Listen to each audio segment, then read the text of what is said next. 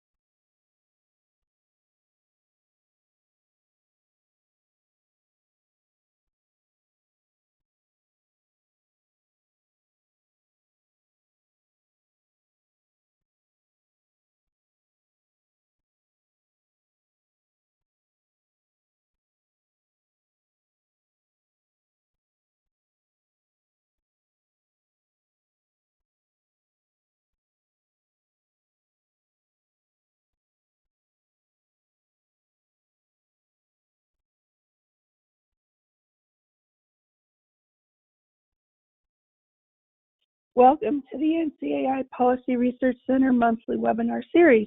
We'll be starting in just about a minute.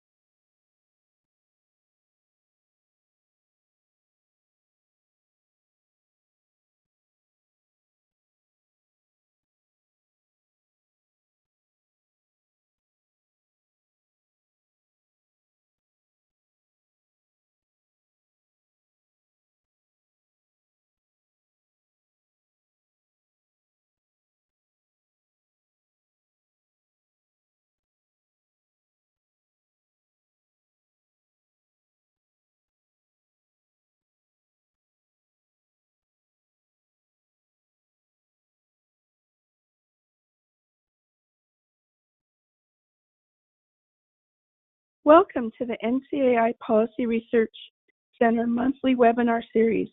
We'll start in exactly 1 minute. Thank you.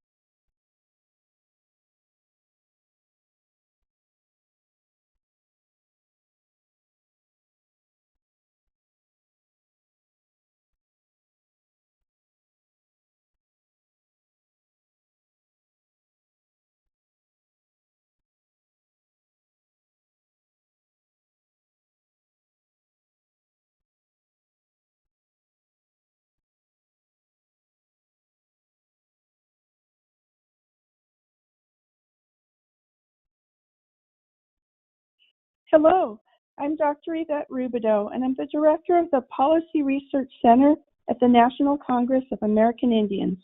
Welcome to our monthly webinar series.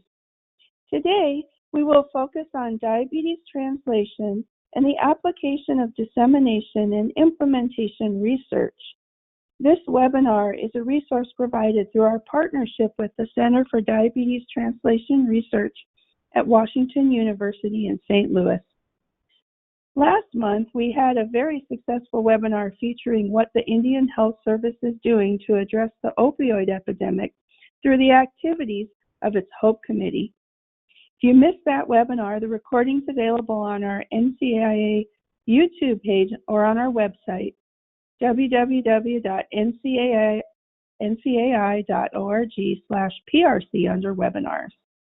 We're so glad you joined us today and encourage you to watch for our monthly webinars on the fourth Thursday of the month that focus on how data informs policy and will feature a variety of topics and various guest speakers from time to time. Next month, it might be the last Thursday of the month, and we'll send out an announcement soon. So here's an overview of today's agenda.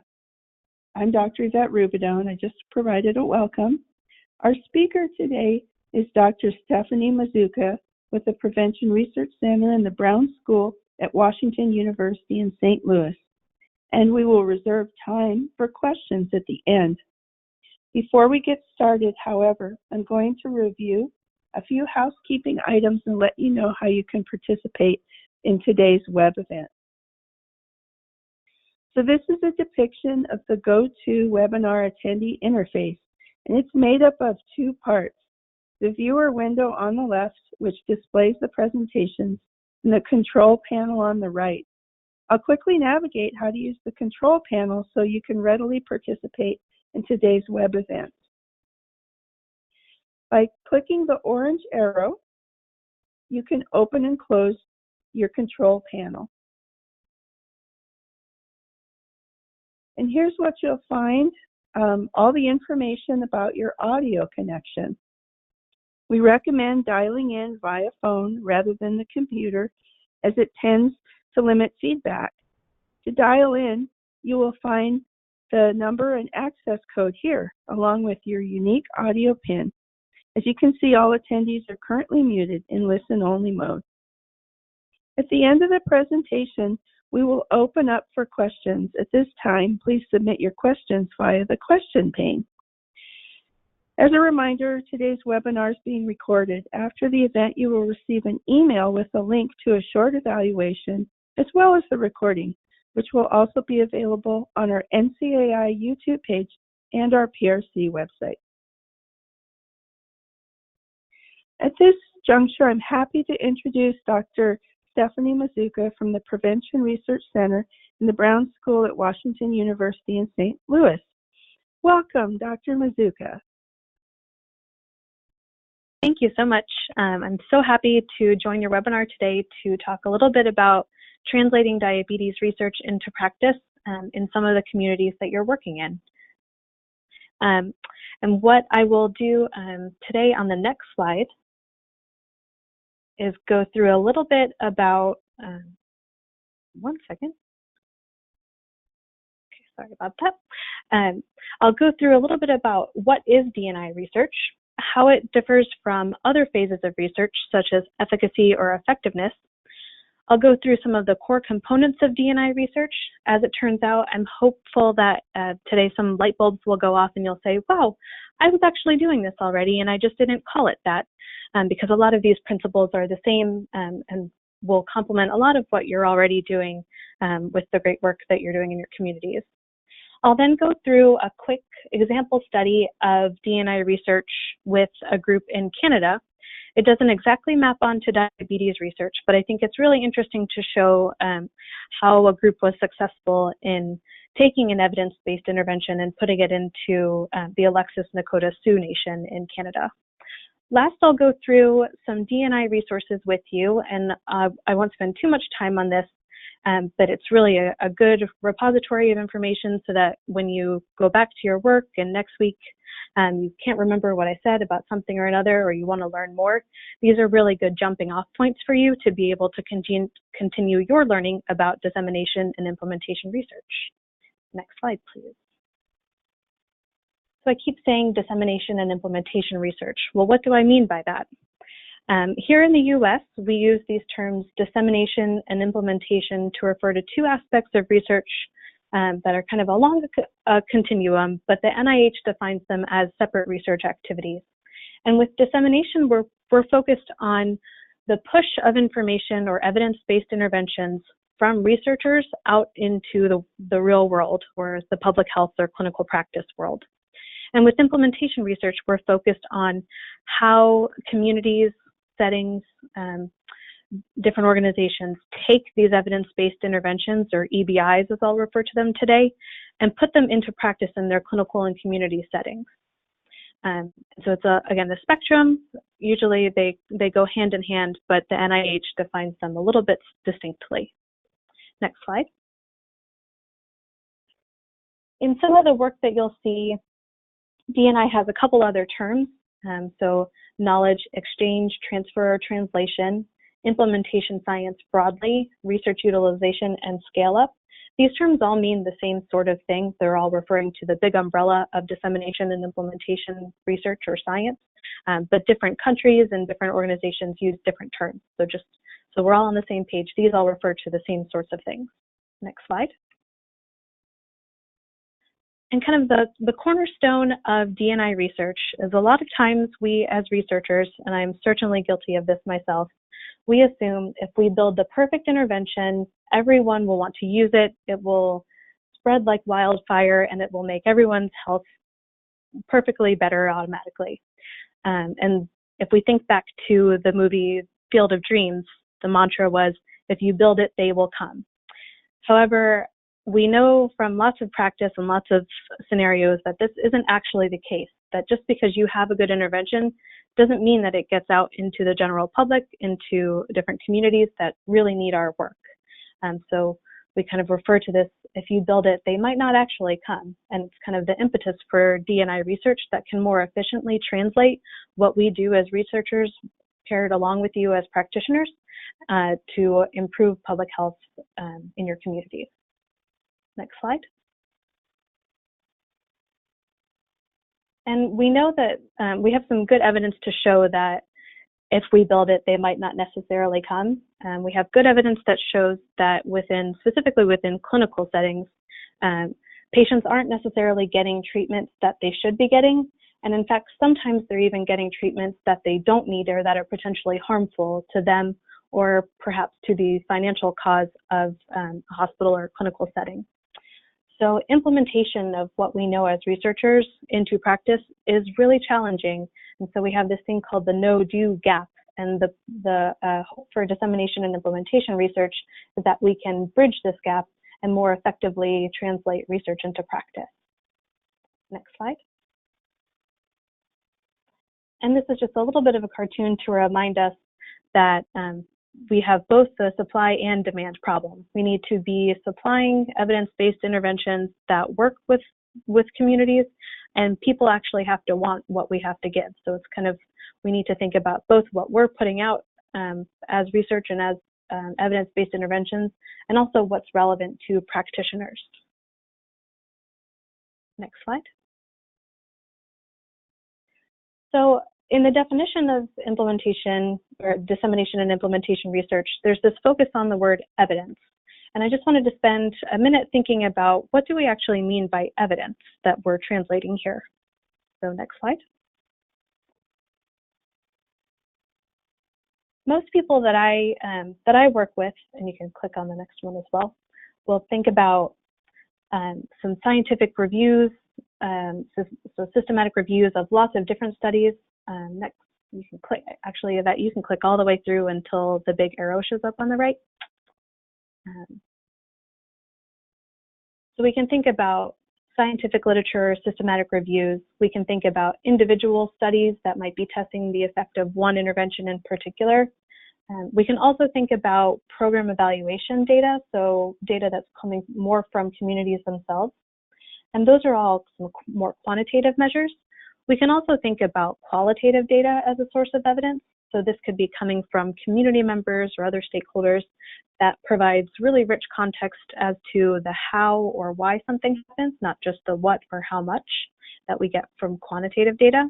And then we can also use other sources such as media, so how acceptable an intervention is within a particular community as evidenced by the coverage that it's getting in newspapers, or also word of mouth. You hear, in your communities what works and what doesn't, and that is a source of evidence. And these range in terms of how objective or subjective they are. And you can click twice more for that. And one more time. It's a very complicated slide. But we can understand that these are all different sources of evidence that are important, and how we're categorizing these is really in the eye of the beholder. But we need to remember that they're all different and important sources of evidence for us. Next slide. And so thinking about these different pieces of evidence, next slide, we can think about how they all come together in order to facilitate decision making. So we have really good research evidence that an intervention works, and we have really good practitioner experience from you all in the community to know that this would be a particularly good fit for your community. And then we're also wanting to take into consideration the population of interest and what their characteristics are, what they need, what their values are and preferences, and think about all of these sorts of things happening within the broader environmental and organizational context where these interventions will be delivered.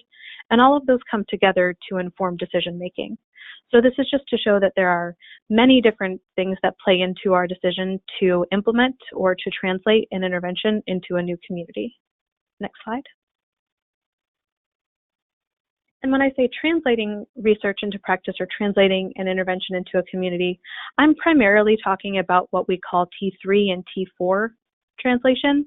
So this is a slide from Rebecca Lobb that was in the annual review of public health not too long ago. And it walks you through how we get all the way from things like lab-based studies or mouse studies in basic science run by basic scientists in the top left-hand corner. And at each step, we translate that information to a new group. The green boxes are scientists or researchers, and at each of the blue translation steps, we have stakeholders that are engaged along the way as we go all the way around the circle up to bigger decision makers in public health, like the government, things like that, so that we can ultimately get what we learn along the way as researchers and we can implement it into practice. And I think it's interesting the way that this figure is laid out. Each of these different translation steps, or the blue arrows, there are stakeholders that are relevant to each part of that process as we translate something from a lab into a small behavioral trial or a small community-based trial up to kind of a bigger, multi-site, larger scale trial. And we need to be thinking about these stakeholders all along the way, even when we're thinking about, developing a new idea, right? We need to be thinking about all of these different stakeholders that inform translation along that path. Next slide. So I'll start to distinguish implementation research from other aspects of research in using this figure. So what we have here is the what of what we're implementing. So QIs are quality improvement efforts, and ESTs are empirically supported treatments. And really this comes from clinical work, less so on the public health side of things. Essentially what we're talking about here is an evidence-based intervention, whatever that looks like, whether it's a program, a practice, or a policy, anything like that. And then usually what we do when we test the effect of an intervention, we're testing the effect of that intervention on something like individuals' weight loss or dietary intake or physical activity. There are patient outcomes all the way at the end. So very distal outcomes. Click to the next. And this is what we call the usual area of research. And if we click one more time, we know that in actuality, when we're moving an intervention to that we already know works into a new setting, it's going to need, it doesn't just happen automatically. So we refer to implementation strategies as the way that an evidence-based intervention is implemented within a new setting or within a different setting. Click to the next two, please. And within implementation research, we know that things like how feasible an intervention is in a new setting, how acceptable it is to its recipients, how costly it is, those are all important outcomes of the implementation process. So we don't necessarily need to always gather information about individual patients or community members, but even something as more proximal as how feasible it is an important outcome of the implementation research process. And these in turn affect things like how efficient or how timely an intervention is implemented into a new setting, and those all can in turn impact that very first outcome that we were looking at, something like the patient behavioral outcomes. Next. And so these are kind of these things in the middle, the implementation strategies, outcomes, and what are called service outcomes, primarily in a more clinical setting, are the core of implementation science. Next slide, please. So thinking more about what I mean by implementation strategies, you can click to the next.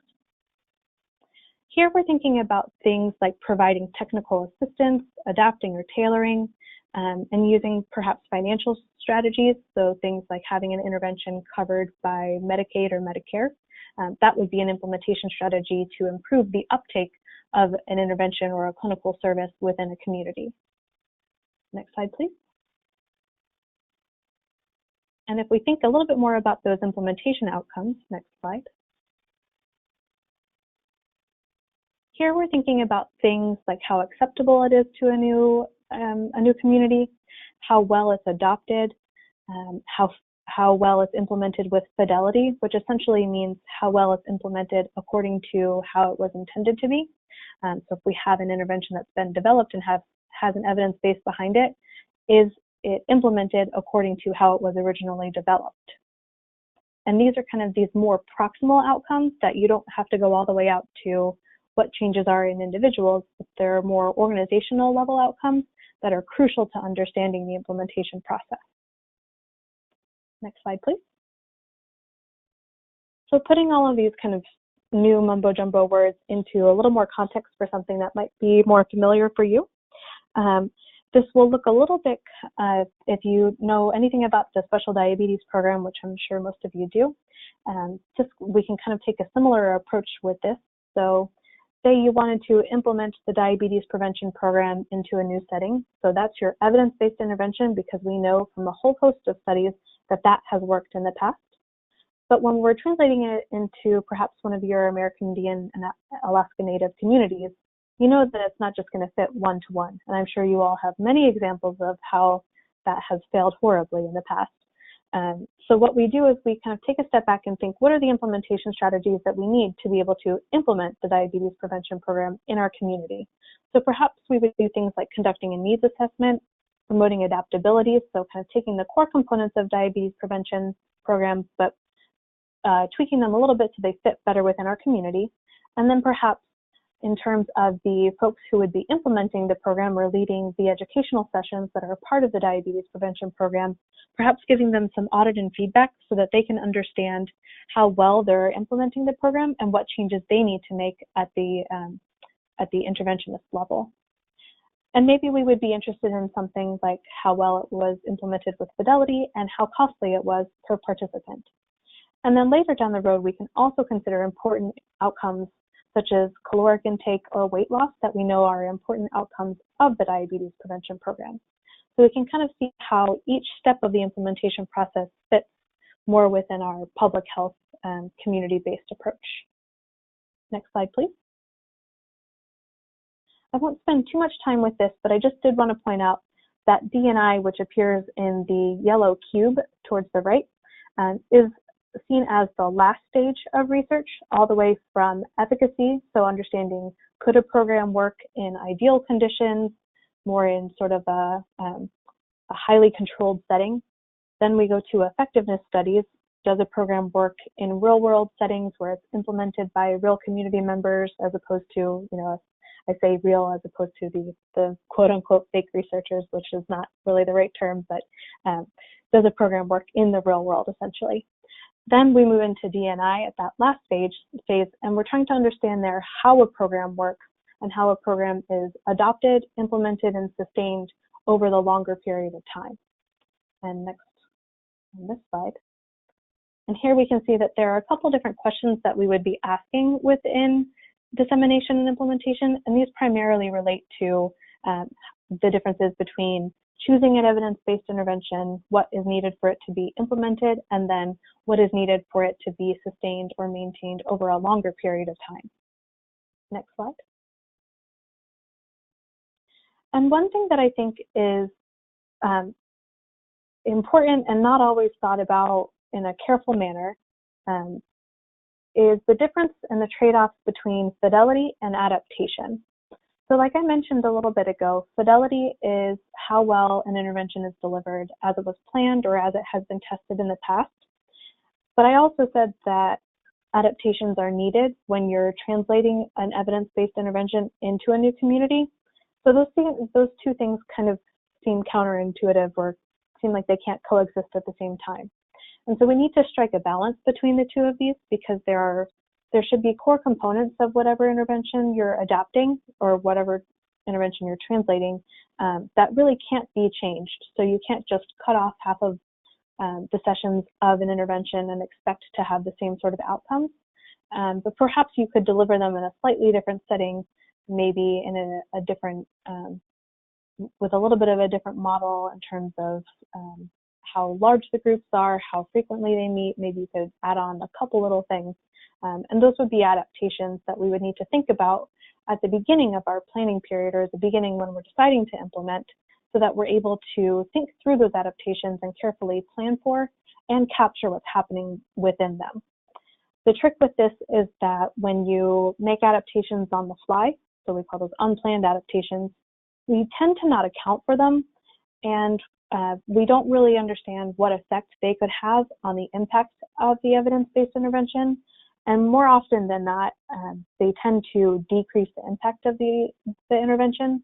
So you kind of go through this process of adapting and making these changes, and then you don't even get the outcome that you were hoping for. And as we're thinking through planning for adaptations to be made, there are lots of frameworks that are available. There was a recent review of different frameworks for translating or for adapting interventions that was just published a couple weeks ago. And essentially these provide a series of frameworks that you could use depending on the nuances of your communities or of your substantive areas. But essentially they kind of cover the same sorts of things. You want to take some assessment of the community and the evidence-based interventions that are available to you. You then find what is the right EBI or the best EBI available to your setting. And then you want to make sure that you're consulting with experts and stakeholders, both from a research and a practitioner standpoint. So this is where I think the beauty of D&I is that it requires input from researchers and practitioners all along the way in order to be successful.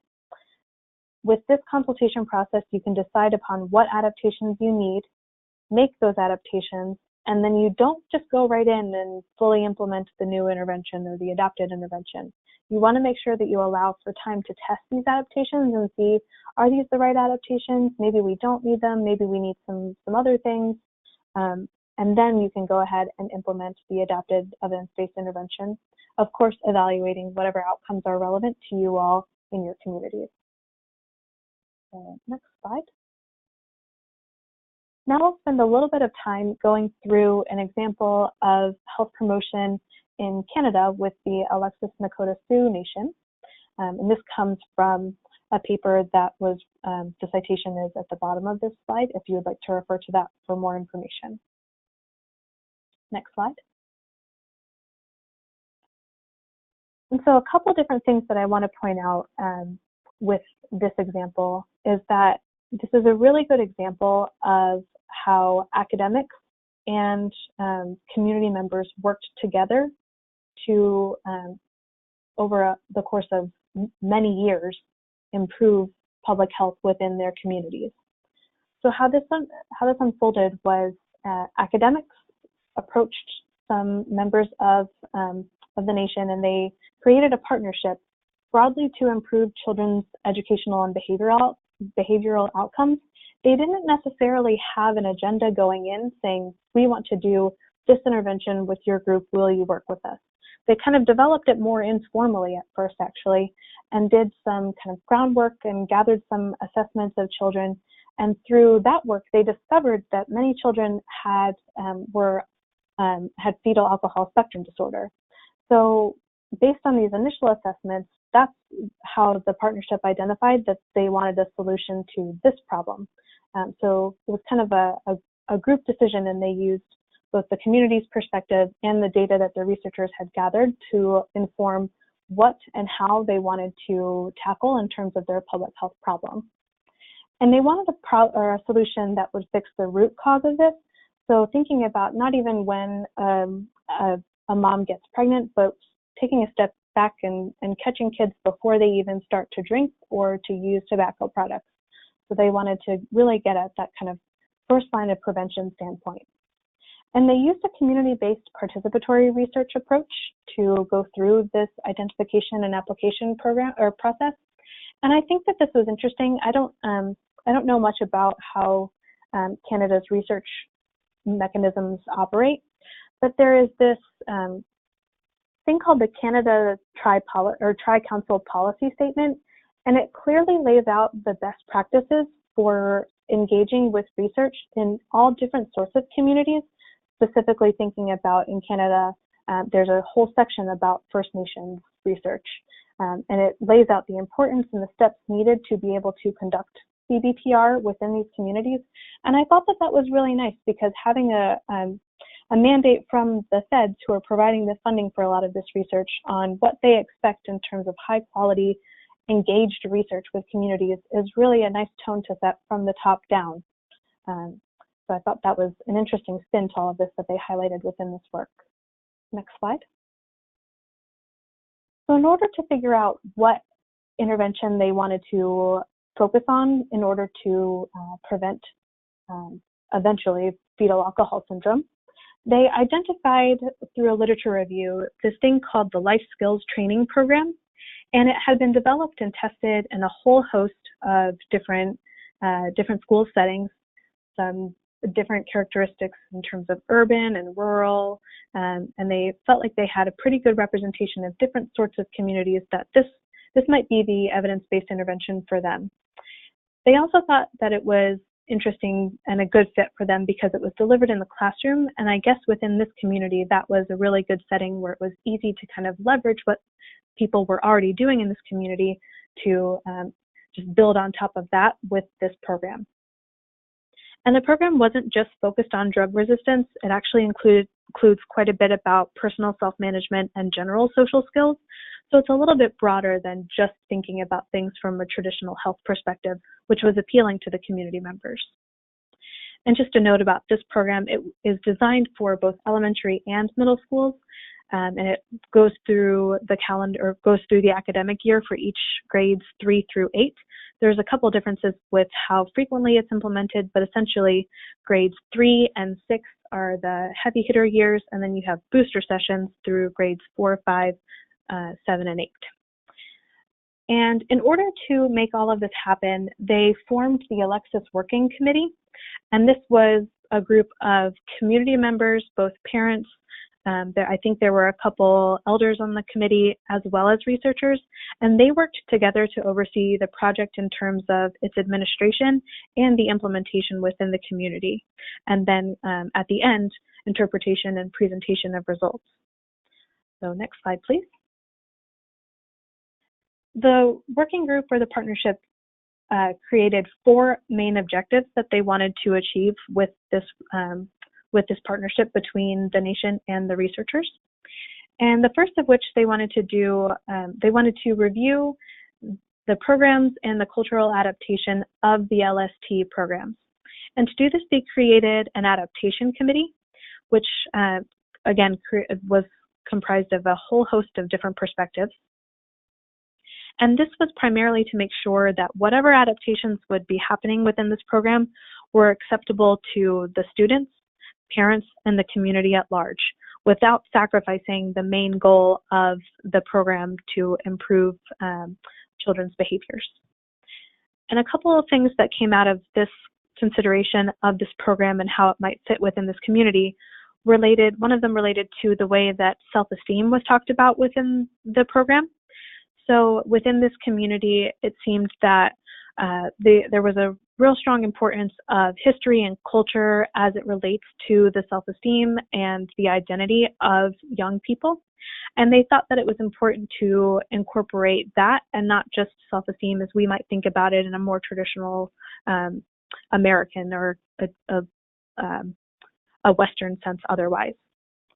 Another adaptation that they did was to design a module that specifically distinguished tobacco that was used for important ceremonial purposes from what they called poison tobacco, so things like smoking cigarettes.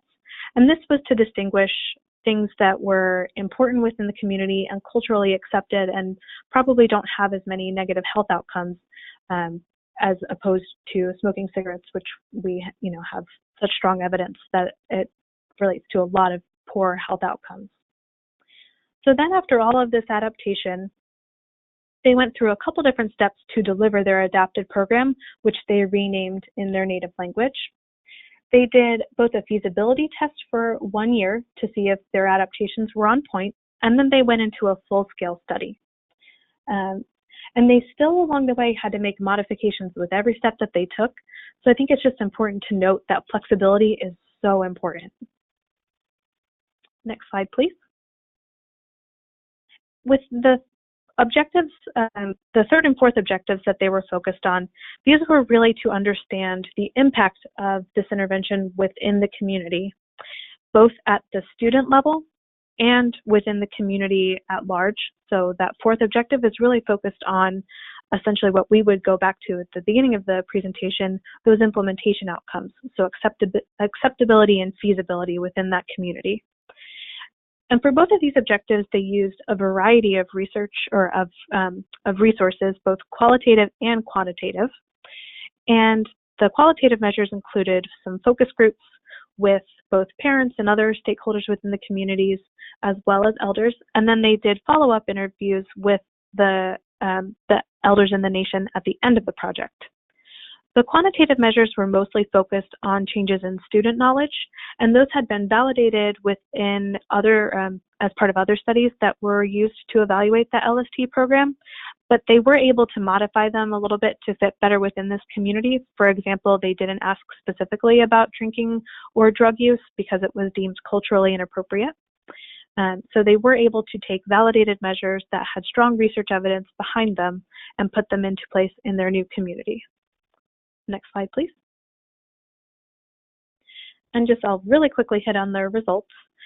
Within both their feasibility and their full-scale study, they showed positive changes in both student outcomes and in the way that the intervention was considered or how acceptable it was within the community. This was shown as part of both their quantitative and qualitative research. And at the end of this, I think one of the most interesting marks of acceptability and fit within the community is that the nation's leaders actually made a formal commitment to continue implementing the program, even when all the research dollars had gone away, even when they still had this partnership with the university, but it was at the end of their project when a lot of times in other situations, it would just, it would end and that would be the end of it. And they even wanted to expand it to include a parent component so that it wasn't just focused on the students themselves.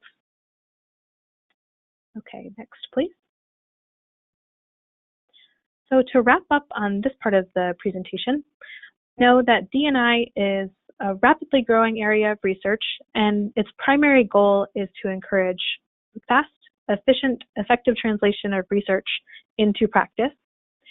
It's similar but distinct from other phases of research, and it should actually be considered all along the way. So even when we're thinking about could a program work in the most ideal of conditions, we want to make sure that we're using information from practitioners and from communities to make sure that is this even actually a good question to be asking? Could it ever be disseminated or implemented in a real-world setting? And if not, we probably shouldn't waste our time researching it. And like I mentioned before, D&I really works best with the input of a whole host of different perspectives, and it really enriches the quality and effectiveness of our research. And as we saw within the example that I quickly walked you through from Canada, adapting an intervention to a new community takes a lot of time. I think it took them 3 or 4 years even to get to the point where they were testing an intervention. And you just have to have patience and lots of open dialogue about what works. However, adaptation is important because it can make an intervention fit within your specific community and potentially increase its effectiveness. And like I mentioned, it should be planned and not done at the expense of of those core components of the intervention or its fidelity. So next slide, please. I'll quickly buzz through these resources that I have for you. Next slide. One that I did want to make sure that I touched on was what is listed as the DIRC toolkits. So this is a core of D&I researchers here at WashU that help other researchers who are interested in doing dissemination or implementation research but don't necessarily have formal training. They have different toolkits that walk you through all of the different stages of dissemination and implementation research, and those are listed on this slide. They're just really helpful, very user-friendly resources for you to kind of get your head around what all is encompassed within D&I research. I've presented a couple other training or webinar presentations here. On the next slide, I have a couple resources for where you can find lists of measures. So we know that measuring what we do is important. And here within some of these resources are measures that others have used so that you don't have to reinvent the wheel if you're looking for a different sort of measure to use in your research. Next slide. We also have a few textbooks within the D&I field and also within health behavior in general. So the seminal textbook is the one on the left. There is a new edition that just came out last December, and that's by folks here at WashU. And then also a couple other spins on D&I research. And then the health behavior book on the right is really a nice overview of health behavior and its theory and research behind it and how to implement it into practice. Next slide. We also have a couple conferences that are related to D&I research. This one is from last year. I couldn't find the information for the one this year, but it will probably be around the same time in December in the DC area. And this is a whole conference just dedicated to D&I research, which is really a nice place to learn. Next slide. There is also a website that you can search to find what would be a potentially good model, so a theory or a framework that would fit your dissemination or implementation efforts. So it'll walk you through a series of questions in terms of what the specifics of your research is, and it identifies different frameworks or theories that have been used by others that might fit what you're doing. Next slide.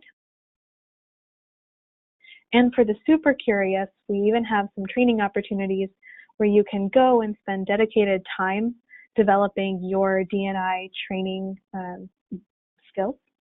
And there are 2 of them within the US. And I did find this one from the University of British Columbia that has a whole institute that's dedicated to Indigenous public health training, which I thought was really interesting. And I don't know any other resources like that within the US. I'm happy to hear if there are, and I just missed them. But I thought that was really interesting that they have a whole section of their training institute dedicated to that. Next slide.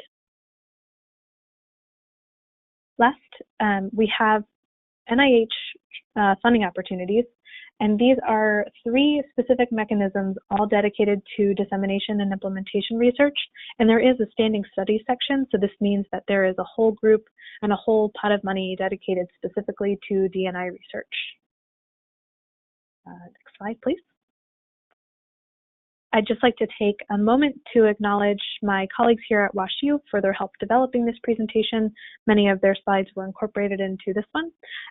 For the PRC for hosting me as a postdoctoral researcher here at WashU, and for the CDTR for putting this all together. Next slide, please. I'd also like to thank you for your time today and participating in this webinar, and I will now take any questions you have. Great. Thank you, Dr. Mazzucca. That was really helpful and interesting information. I think, you know, dissemination, implementation is something that we do a lot in Native communities. We take evidence-based interventions and implement them to benefit a variety of different, very diverse communities.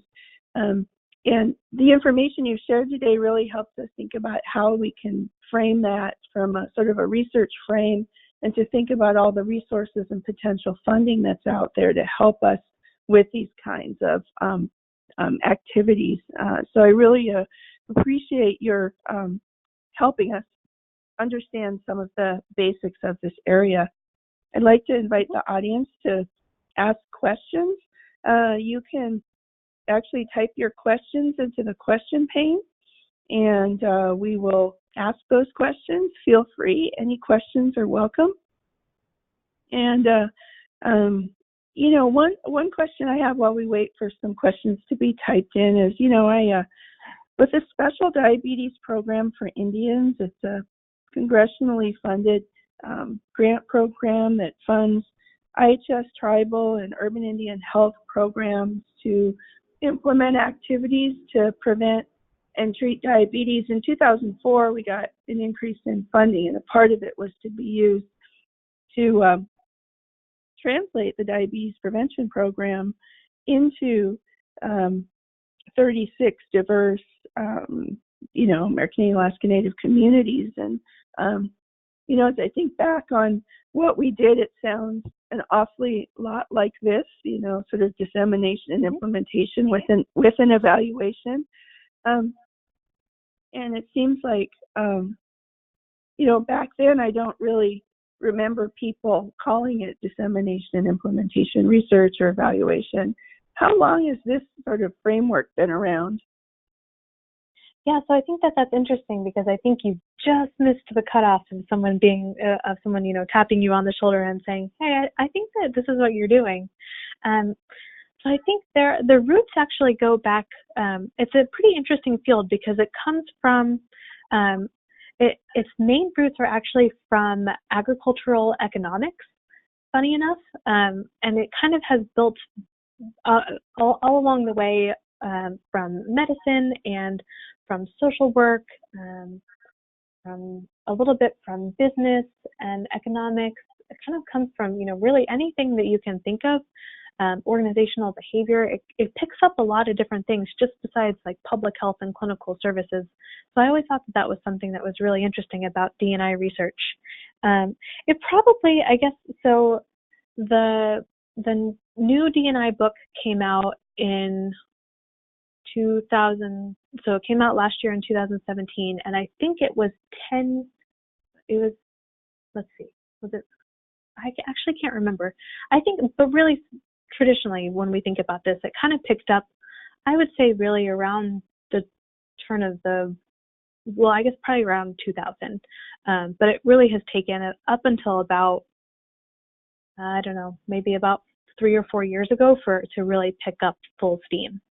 So it's kind of, it's a growing area for sure, and I think it's harder to pick up steam because we all come from our different disciplines. So, you know, I'll sometimes have conversations with people who are surgeons, who are dentists in a rural community setting in Arkansas. You know, there's someone that's, you know, halfway across the world doing all sorts of other stuff. So it kind of, it's a little bit disjointed, and I think that sometimes has prevented it from growing like the wildfire it deserves to.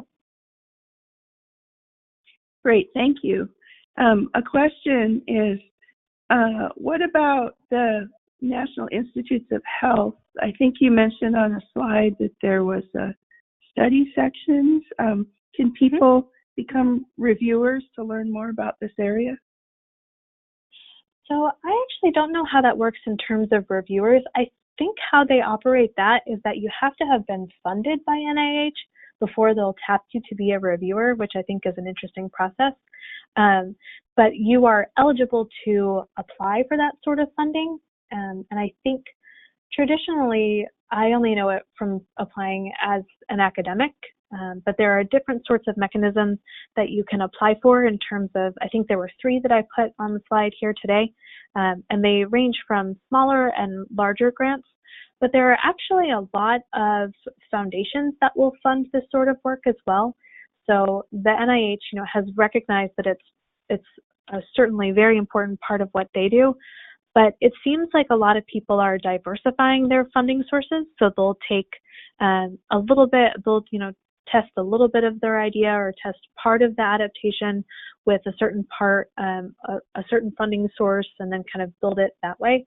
But it seems like sort of the non-traditional funders are really interested in this sort of work, and I think it's because it has such relevance within the community. So the NIH is certainly important, and I don't know that there is the opportunity to become a reviewer, but there certainly is the opportunity to apply for the funding part of that, not just at the NIH, which of course we want their money because it's a lot of money usually, but also think about partnering with some non-traditional folks as well.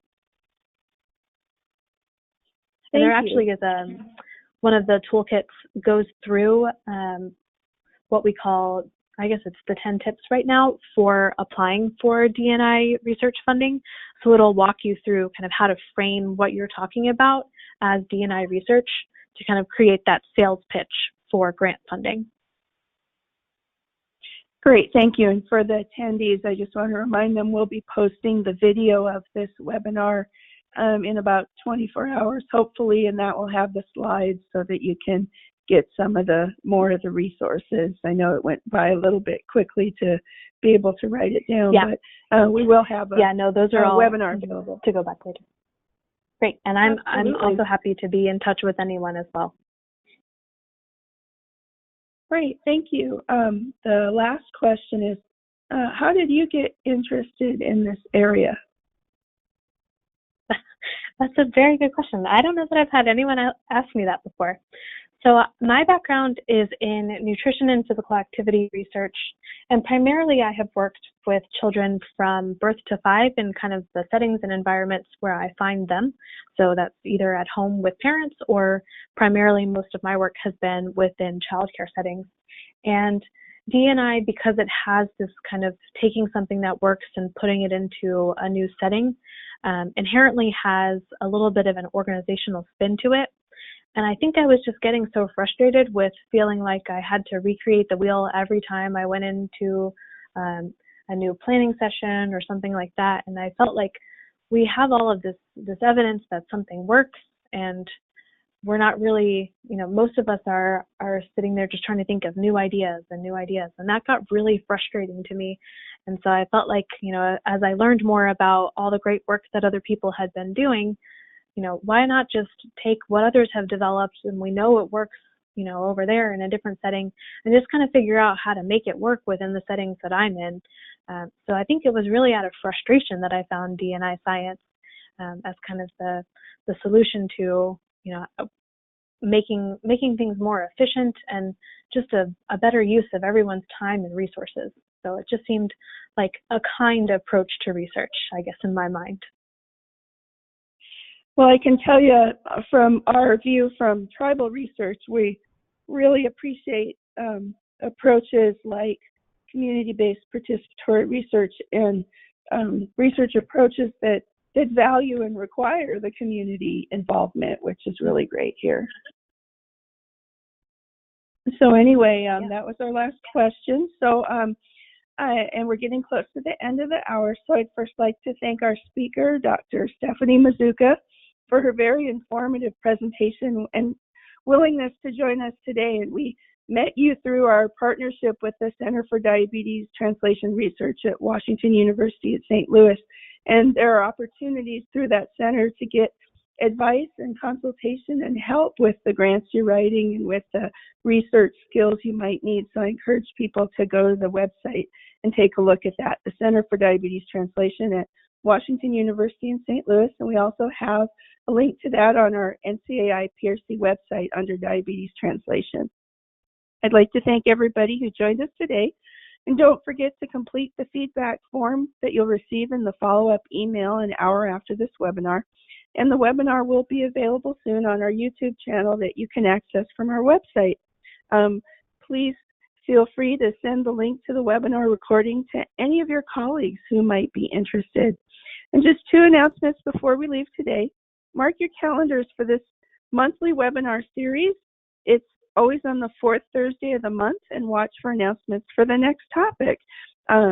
And like I mentioned earlier, our May webinar might be the last Thursday of the month, but we'll let you know soon. And please save the date for our 13th Annual Tribal Leaders Scholar Forum to be held during the NCAI 2018 Mid-Year Conference in Kansas City, Missouri on Tuesday, June 5th, 2018. We'll be featuring several sessions where researchers will be presenting and interacting with tribal leaders, and we will also be planning a pre-conference session on Sunday, June 3rd. We hope to see all of you there. The pre-conference session, excuse me, just getting over my laryngitis. Our pre-conference session is featuring resources for tribal data capacity, data sovereignty, and the afternoon workshop will be an interactive session where we will play the new Tribal Research Future game that focuses on strengthening tribal academic research partnerships. Our Tribal Leader Scholar Forum, of course, features a full day session focused on data to inform tribal policy, including a plenary session, poster sessions, and several breakout sessions. You can find registration information for the NCAI Mid-Year Conference and the agendas on the NCAI website at www.ncai.org. Thank you so much for joining us today, and goodbye.